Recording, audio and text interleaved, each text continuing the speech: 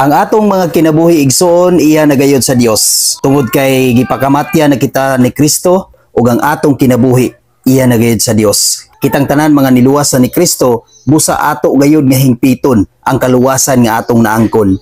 Dili nato kini sayangan igsoon tungod kay kung sa atong pagkaniluwas ug nagpadayon kita sa pagbuhat sa pagpakasala sa mga butang nga sukwahi sa Dios, sayang gayud ang kaluwasan nga gihatag ni Kristo sa matag usa kanato. Tungod kay ang atong kinabuhi igsoon dili gayud kini alang lamang sa atong kaugalingon, kundi alang kini sa Dios. Mamatay kita nga alang sa Dios ug mabuhi usab kita nga alang sa Dios. Roma 14 bersikulo 7 hangtod sa 8 nag-ingon, kay walay usa kanato nga magkinabuhi ug mamatay alang lamang sa kaugalingon. Sa 8, kun buhi kita ang atong pagkinabuhi alang sa Ginoo ug kun mamatay kita alang usab kita sa Ginoo, busa buhi o patay iya kita sa Dios.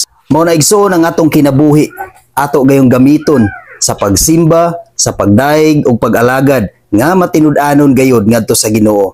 Atong ipakita nga kita mga tinuod nga niluwas, atong hingpiton ang kaluwasan nga atong naangkon pinaagi ni Kristo. Dili nato sayangan ang kaluwasan nga gihatag ni Kristo sa matag usa kanato.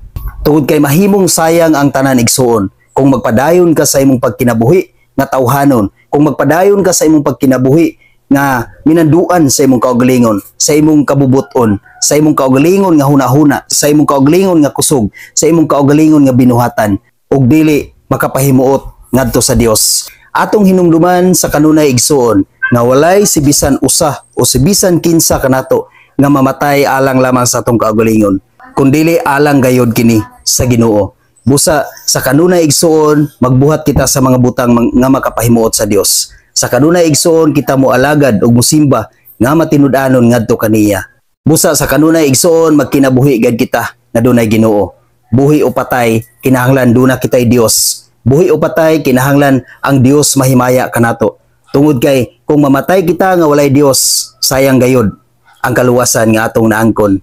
Mas nindot igsoon kung mamatay kita nga adunay Dios, nga adunay Kristo, nga nakapahimuot kita kanunay sa Dios, aron atong mahingpit ang kaluwasan nga atong naangkon pinaagi ni Kristo. Dili nato sayangan ang atong kinabuhi dinhi sa kalibutan igsoon, tungod kay walay si bisan kinsa nga makatag-an kung asa kutob ang atong kinabuhi dinhi sa kalibutan.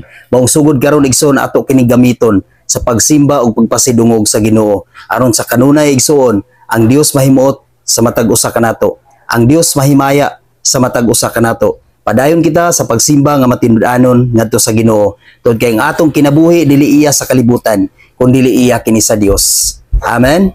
God bless sa tanan.